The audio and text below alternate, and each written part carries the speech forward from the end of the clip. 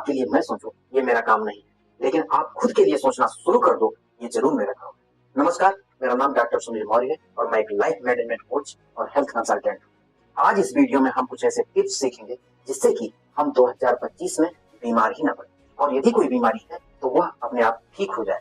किसी बीमारी से ग्रस्त हो जाना उतना बुरा नहीं है, लेकिन उन बीमारियों के जंगल से बाहर निकलने के लिए प्रयास न करना यकीनन बुरा है।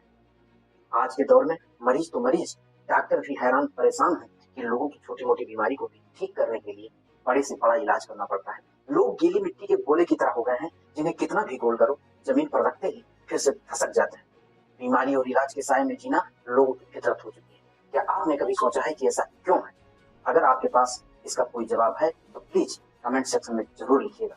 और मेरे हिसाब से ऐसा इसलिए है क्योंकि आज के दौर में लोग पूरी तरह से डॉक्टर और दवाइयों पर आश्रित हो चुके हैं। अपने आप से कुछ करना ही नहीं चाहते हैं, सब कुछ डॉक्टर करके देते हैं।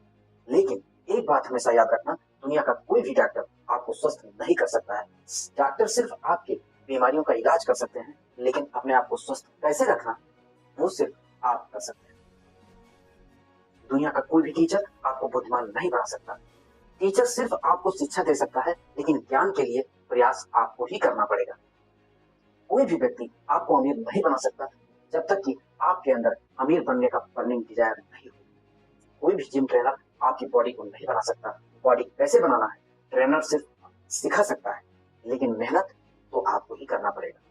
ठीक इसी प्रकार आप कभी बीमार ना हो, और यदि जाने अनजाने में कोई बीमारी है तो वो ठीक कैसे हो उसके लिए प्रयास आपको ही करना पड़ेगा।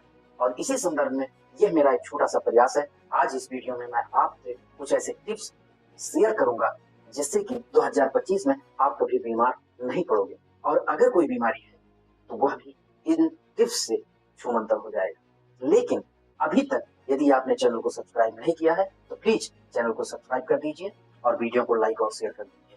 2025 में आपको कोई बीमारी छू भी नहीं पाएगी, और अगर कोई बीमारी है तो वह छोड़कर जाने लगेगी। उसके लिए पहला टिप्स है डीप ब्रीदिंग। यदि आप अपने आप को स्वस्थ रखना चाहते हैं, निरोगी रहना चाहते हैं, तो डीप ब्रीदिंग की हैबिट डेवलप कीजिए।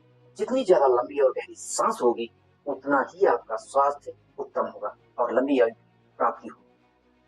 जब तक सांस है तब तक आस है। ये जीवन सांसों का खेल है। ऊपर वाला हमें उम्र नहीं देता है, बल्कि सांसें देता है। श्वास और प्रश्वास की प्रक्रिया तीव्र और मंद रहने से आयु का सीधा संबंध होता है। लेकिन दुख की बात यह है कि जन्म से लेकर मृत्यु तक इंसान को पढ़ना लिखना चलना फिरना खेलना कूदना सब कुछ सिखाया जाता है, लेकिन सांस कैसे लेना ये किसी ने नहीं सिखाया। आज लोगों की सांस कम होती जा रही है, उथली होती जा रही है। जो जीव तेजी से सांस लेते हैं वह अधिक नहीं जीते। जैसे बकरी 1 मिनट में 25 बार सांस लेती है और 12 साल तक ही जीती है। खरगोश 32 बार सांस लेता है और 8 साल ही जीता है। बिल्ली और कुत्ता 1 मिनट में 25-26 बार सांस लेते हैं और 12-13 साल तक जीते हैं। मनुष्य और हाथी 1 मिनट में 12 बार सांस लेते हैं और 100 साल तक जीते हैं। सांप 1 मिनट में 7 बार सांस लेता है और 120 साल तक जीता है। वहीं कछुआ 1 मिनट में सिर्फ 5 बार सांस लेता है और 300 साल तक जीता है। कहने का मतलब लंबी और गहरी सांस में भी लंबी और स्वस्थ आयु का रहस्य छिपा होता है। अगर हम लंबी और गहरी सांस लेने की आदत डाल लें तो फेफड़ों की बीमारियों से छुटकारा मिल जाएगा। गहरी सांस न सिर्फ हमारे स्ट्रेस को खत्म करती है, बल्कि हमारे हैप्पीनेस को भी बढ़ाती है, और साथ ही साथ हमारे ब्लड प्रेशर को भी मेंटेन करती है, हमारे इम्यूनिटी को इंप्रूव करती है। नींद बहुत अच्छी आती है। सर्दी जुकाम खांसी आज लोग परेशान नहीं कर पाएंगे। तो आज से एक छोटा सा प्रयास करिए कि जब भी याद आ जाए लंबी और गहरी सांस लेना शुरू कर दीजिए। बहुत सारी समस्याओं से छुटकारा यूं ही मिल जाएगा। रोग प्रतिरोधक क्षमता बढ़ेगा, स्वस्थ जीवन की प्राप्ति होगी। लंबी और गहरी सांस लेने से ताजगी और सक्रियता आती है। तो मित्रों, नए साल में आपको ये पहली आदत डेवलप करनी है, लंबी और गहरी सांस लेने की। इससे आपको अपने शरीर और स्वास्थ्य में अमूल चूल परिवर्तन देखने को मिलेगा। और अगला टिप्स है हर्री वर्री एंड करी। अगर खाना खाओगे दवा की तरह तो दवाई नहीं खानी पड़ेगी, खाने की तरह। और खाने को दवा बनाने के 3 नियम है, हर्री वर्री एंड करी। हर्री का मतलब होता है कि खाना कभी भी जल्दबाजी में नहीं खाना चाहिए। खाना हमेशा आराम से शांत मन से धीरे धीरे चबाकर खाना चाहिए। और वर्री का मतलब होता है कि खाना खाते समय कभी भी दुखी या क्रोधित नहीं होना चाहिए। और करी का मतलब होता है कि खाना ज्यादा मिर्च मसालेदार, तीखा या चरपरा नहीं होना चाहिए। तो साथियों, यदि आप चाहते हैं कि आप 2025 में पूरी तरह से स्वस्थ रहें, आपको बीमारियां छू भी ना सकें, तो आज से ही हर्री वर्री और गति इन नियमों का पालन तुरंत शुरू कर दीजिए, क्योंकि भोजन एक आवश्यक क्रिया है, लेकिन इसे कभी भी जल्दबाजी में नहीं करना चाहिए। जब हम जल्दी में भोजन करते हैं तो हम न केवल अपने भोजन का पूरा आनंद नहीं ले पाते हैं, बल्कि ये हमारी पाचन क्रिया पर भी भारी असर डालता है। दुखी मन से भोजन करने का प्रभाव हमारे मानसिक और शारीरिक स्वास्थ्य पर गहरा होता है। जब हमारा मन शांत और दुखी होता है तो यह न केवल स्वाद को प्रभावित करता है, बल्कि पाचन में भी बाधा डालता है। इसलिए भोजन करते समय शांत, सकारात्मक और प्रसन्नचित्त स्थिति में रहना चाहिए। मिर्च मसालेदार तीखे भोजन स्वास्थ्य समस्याओं का कारण बनते हैं। अतिरिक्त मिर्च मसाले से स्वास्थ्य संबंधी परेशानियों का सामना करना पड़ता है। ऐसी खाद्य वस्तुएं हमारे पाचन सिस्टम को नुकसान पहुंचाती हैं। इसके बजाय ऐसे स्वादिष्ट व्यंजन बनाने का प्रयास करें जो हल्का सुपाच्य और स्वास्थ्यवर्धक हो, क्योंकि आरजू, हसरतें, तमन्ना और खुशी कुछ भी नहीं। अगर जिंदगी में सेहत नहीं तो जिंदगी कुछ भी नहीं। अगर मैं आपसे पूछूं कि सरदार भगत सिंह, राजगुरु सुखदेव जी कैसे हंसते हंसते फांसी के तख्ते पर चढ़ गए, और वो भी इतनी छोटी उम्र में, या फिर अल्बर्ट आइंस्टाइन जैसे महान वैज्ञानिक कैसे घंटों तक काम किया करते थे अपने प्रोजेक्ट पर बिना थके हुए, इतनी तल्लीनता से काफी देर तक कैसे काम किया करते थे, तो एक ही जवाब होगा कि उन्होंने अपने जीवन के पर्पज को जान लिया था, इस दुनिया में आने के मकसद को पहचान लिया था। उन्होंने ईश्वर को खोजने में अपना समय बर्बाद नहीं किया, बल्कि खुद को खोज लिया था। इन लोगों ने अपने जीवन के उद्देश्य को खोजा और उसी को जीने लगे, और इतिहास के स्वर्ण अक्षरों में सदा के लिए अमर हो गए। एक रिसर्च के अनुसार भारत में लगभग 85% लोगों को अपना जॉब, अपनी नौकरी, अपना काम पसंद नहीं है। वह रोज उस जगह जा रहे हैं जहां वह जाना नहीं चाहते, उन लोगों से मिल रहे हैं जिनसे वह मिलना नहीं चाहते, उस काम को कर रहे हैं जो वह करना नहीं चाहते, और ऐसा सिर्फ इसलिए करते हैं ताकि दाल रोटी चल सके, जीवन यापन हो। लेकिन लोग डर रहे हैं कि कहीं दूसरा काम नहीं मिला या दूसरा धंधा नहीं चला तो क्या होगा। लेकिन हम सबके बीच के ही कुछ लोग बड़े साहसी होते हैं। वो ढूंढ लेते हैं और जान लेते हैं कि मैं इसी काम के लिए बना हूं। अब चाहे जो कुछ भी हो जाए, चाहे इसमें सफलता मिले या ना मिले, अब तो मुझे बस यही करना है।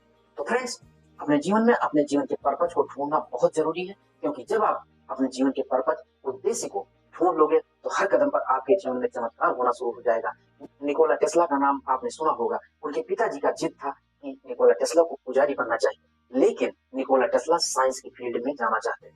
और आपको यह जानकर आश्चर्य होगा कि जैसे ही उनको साइंस के फील्ड में जाने की इजाजत मिली, उनकी टीबी की बीमारी अपने आप ठीक होने लगी और उनके जीवन में चमत्कार हुआ। वो पूरी दुनिया में मशहूर हुए। कहने का मतलब यह है कि हम यदि अपने अंदर की प्रतिभा को पहचान जाएं और उसी अनुरूप कार्य करें तो हर व्यक्ति अपने जीवन की श्रेष्ठ ऊंचाइयों को प्राप्त कर सकता है। जब आप अपने जीवन के पर्पज और अपनी प्रतिभा के अनुरूप कार्य करते हैं तो ब्रह्मांड की सारी शक्तियां आपको सपोर्ट करना शुरू करती हैं। तब आप अपना काम नहीं करते हैं, ब्रह्मांड के लिए काम करते हैं। फिर आपके जीवन में मिरेकल होना शुरू होता है। अपने जीवन के पर्पज और प्रतिभा को जानने का जो पहला स्टेप है वो ये है कि खुद से सवाल पूछो कि कौन सा ऐसा काम है कि जिसको मैं एंजॉय करता हूँ, कौन सा ऐसा काम है जिसको करते हुए मुझे अंदर से खुशी महसूस होती है, कौन से काम को फ्री में भी करते हुए आनंद की अनुभूति होती है। और दूसरी बात यह है कि कैसे मैं अपने इस प्रतिभा का या इस बॉडी गिफ्ट जो मेरे अंदर है, इसका सही इस्तेमाल करके इस धरती को रहने के लायक और बेहतरीन जगह बना सकूं। आपको अपने जीवन का पर्पज जरूर मिल जाएगा। और यदि आप अपना या अपने बच्चों की छुपी हुई प्रतिभा को सटीक तरीके से जानना चाहते हैं, उनके अंदर कौन सी प्रतिभा है, कौन सा टैलेंट है कि जिस फील्ड में आप अपना करियर बना सकते हैं या आपके बच्चे आगे बढ़ सकते हैं, अपने जीवन की बुलंदियों को छू सकते हैं, जानना चाहते हैं, तो नीचे डिस्क्रिप्शन बॉक्स में आपको व्हाट्सएप ग्रुप का लिंक मिल जाएगा। इस ग्रुप को जल्दी से ज्वाइन कर लीजिए। इस ग्रुप में आपको आई ओपनिंग जानकारियां विस्तार से मिलेंगी। आप अपने जीवन की सारी जमा पूंजी अपने बच्चों के बेहतर भविष्य के लिए निवेश कर देते हैं, लेकिन कई बार रिजल्ट निगेटिव ही आता है।